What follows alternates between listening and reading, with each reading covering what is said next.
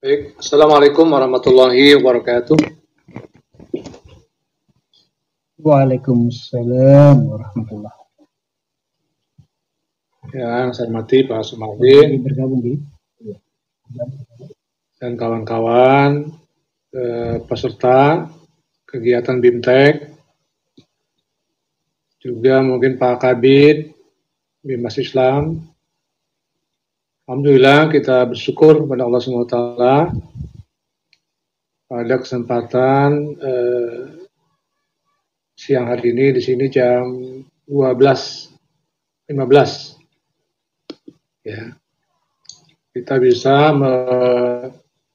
melaksanakan kegiatan ini, mudah-mudahan senantiasa mendapatkan keberkahan dari Allah Subhanahu wa taala.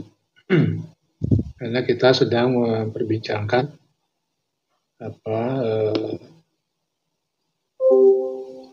upaya kita mewujudkan satu pelayanan KUA yang berkualitas, yang bisa memberikan kepuasan kepada masyarakat. Nah, Bapak dan Ibu sekalian, saya pasti sekarang sedang di Bandung, sedang melaksanakan kegiatan penyusunan ensiklopedia perkawinan. Jadi ide penyusunan ensiklopedia perkawinan ini sudah lama saya gagas, dan baru sekarang kita menyusun di Bandung. Mudah-mudahan tahun ini selesai naskahnya, tahun depan bisa diterbitkan. Apa isi dari ensiklopedia itu? Yaitu terkait dengan hal ihwal mengenai hukum perkawinan, dan juga terkait dengan hukum administrasi kenegaraan. Juga di dalam termasuk juga tentang adat atau kultur budaya terkait dengan layanan pernikahan di masyarakat. Nah, kemudian dalam forum ini mungkin saya tidak terlalu lama, nanti Pak Sumarudin ya, saya akan memberikan pokok-pokok yang perlu saya sampaikan dalam forum ini. Yang pertama mengenai standar pelayanan bagi KUA kecamatan. Saya kira sudah booming, artinya sudah ada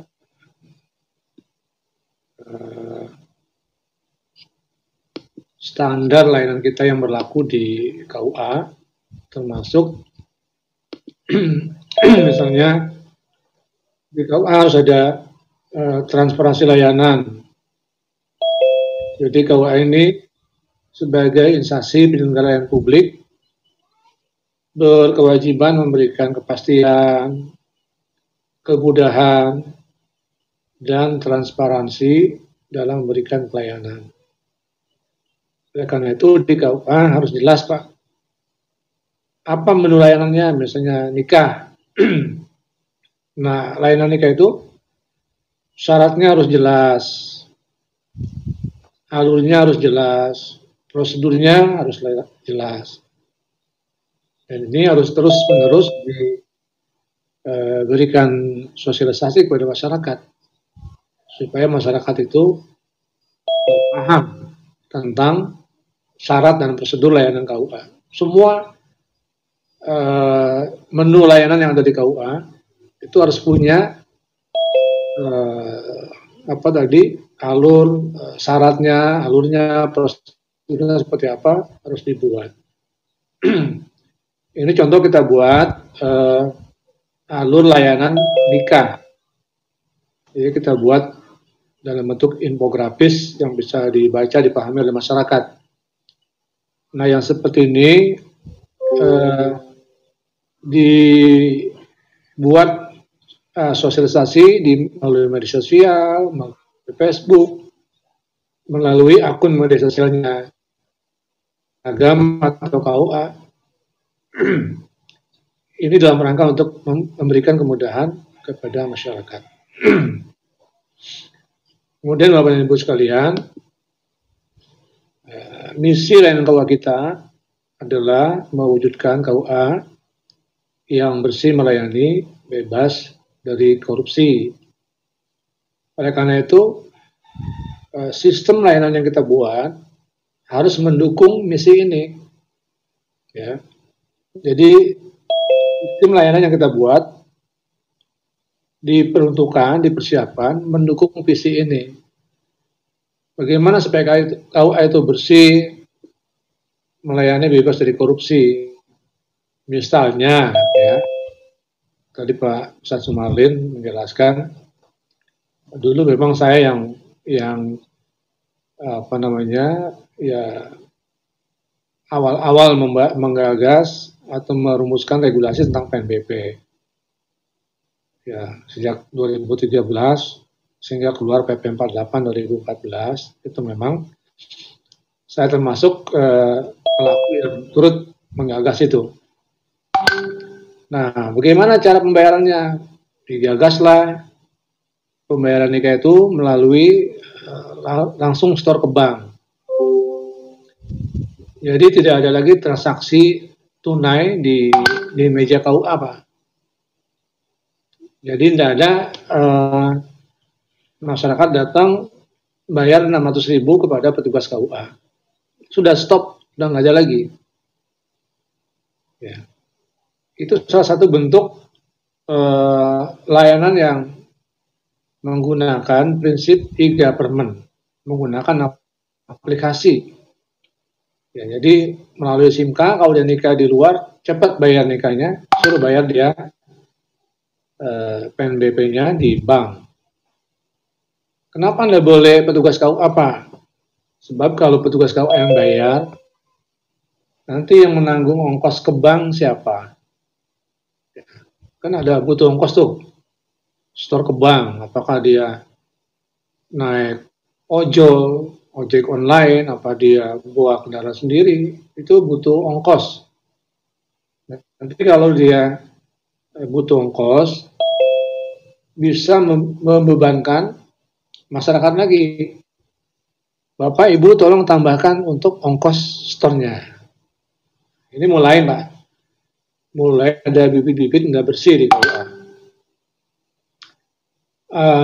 Belum lagi seperti yang ditemukan oleh teman-teman inspektorat, itu banyak setoran nikah yang dititip ke KUA tidak distorkan,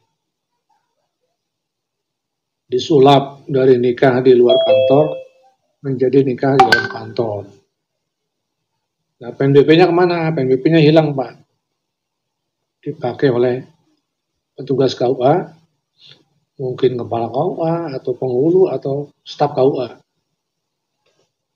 Pokoknya dipakai oleh orang KUA. Makanya kita menghindari adanya setoran tunai. Itu temuan dirjennya begitu, Pak. Temuan inspektoratnya begitu. Jadi banyak KUA yang tidak menyetorkan PNBP yang diterima. Makanya disarankan setor langsung.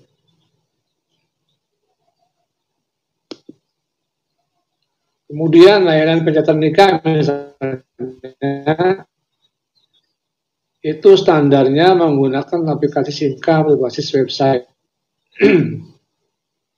Itu standar, Pak. Jadi standar minimumnya menggunakan itu. Kalau tidak pakai itu berarti nggak standar. Gitu ya, Pak. Jadi kalau tidak menggunakan itu berarti nggak terstandar layanannya. Kecuali misalnya KUA yang belum terhubung dengan jaringan internet. Mungkin di Sulawesi Barat banyak yang daerah-daerah terpencil, nggak ada sinyal, itu bisa manual. Nah, nanti dibuat SOP-nya, Pak. Kalau yang manual gimana, yang menggunakan SIM card bagaimana. Itu dibuat standar operating prosedurnya. Nanti yang manual berarti tulis tangan. Ya, tulis tangan atau diketik. Bukunya diketik, pakai mesin ketik. Itu termasuk manual. Bukan menggunakan SIM card desktop yang lama itu sudah ditutup Pak, tidak boleh lagi digunakan. Kemudian ini juga standar. Jadi standar minimumnya ya. Layanan nikah kita sudah berbasis iktp. Jadi data nikahnya itu menarik data iktp. Jadi semua KUA nanti terstandar Pak. Ini sama dengan ini kan. Ini kalau kita bikin paspor juga sama. Standarnya standar iktp. Bikin buku nikah, kartu nikah, standar iktp. Bikin rekening bank, standarnya iktp. Jadi ini kita menuju single identity Pak. Jadi satu sumber iktp untuk semua dokumen warga negara menggunakan itu. Nah, kita sudah mulai, berarti layanan kita sudah modern. Walaupun tempatnya di desa, kawannya di desa mungkin ya, asal dia sudah ada listrik, sudah ada internet, dia bisa menggunakan layanan modern berbasis iktp. Ya, kemudian kita juga sudah integrasi dengan SIAP. Ya, kita mengirim data nama pengantin, nik, tanggal nikah, tempat nikah, nomor akta nikah, korporasi buku nikah, status jatin, ya. Ini kita kirim ke Dukcapil supaya dia nanti diproses saat perubahan status perkawinan. Oke. Kemudian ini Pak, ini standar pelayanan. Ya. Jadi pelayanan pencatatan nikah. Ini Bapak hitung Pak, ini ada lagi nggak standar selain ini? Layanan pencatatan nikah itu apa aja? Dari mulai pendaftaran nikah, ada pendaftaran nikah langsung ke KUA, ada pendaftaran nikah online. Setelah itu apa? Pemeriksaan nikah. Setelah itu apalagi? Panduan akad nikah, pengumuman nikah, penulisan buku nikah. Nah, itu bagian dari layanan pencatatan nikah. Dan itu menjadi SOP nanti Pak. Jadi kalau daftar gimana? Buat SOP pendaftaran nikah. Bimbingan Catin, nanti ada alat tersendiri tertulis. Ya. Pengumuman nikah bagaimana standarnya? Kemudian pemberian buku nikah penulisannya bagaimana standarnya? Termasuk standar panduan akad nikah. Misalnya kalau panduan nikah itu apa dulu yang diucapkan oleh penghulunya? Kalau pemeriksaan sudah jelas Pak. Jadi sebelum nikah, penghulu memeriksa dokumennya lengkap apa tidak.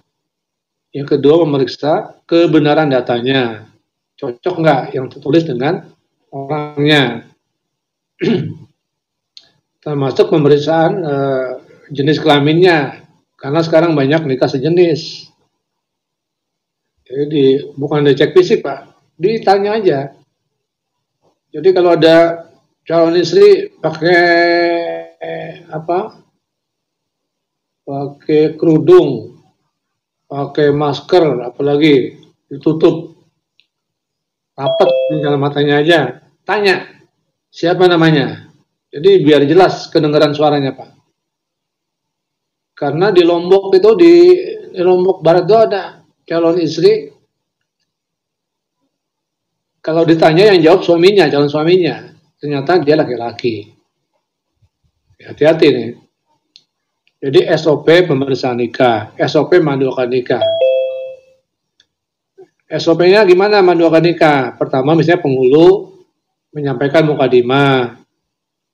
Yang kedua misalnya penghulu memandu mantan putri minta izin sama walinya. Yang ketiga khutbah nikah, kemudian ijab kabul, pembaca sigot talik dan seterusnya. Itu masuknya di SOP Pak. Jadi satu layanan bisa jadi ada beberapa SOP Pak. Kemudian pencatatan rujuk juga begitu. Seperti apa? Penjelasan rujuk itu. Kemudian pendaftaran bukti nikah luar negeri. Jadi kalau nikah luar negeri berdasarkan pasal 56 ayat 1 dan 2, orang yang nikah di luar negeri, dia bawa bukti nikah luar negeri, apakah dari kedutaan, apakah dari negara yang bersangkutan, itu didaftar bukti nikahnya Pak di KUA tempat dia tinggal. Jadi daftar bukti, diberi surat keterangan bahwa bukti nikahnya sudah tercatat, sudah didaftar, dan tidak perlu dikasih buku nikah lagi. Kemudian rekomendasi nikah, sekarang juga sudah ada di SIMKA, tinggal print saja.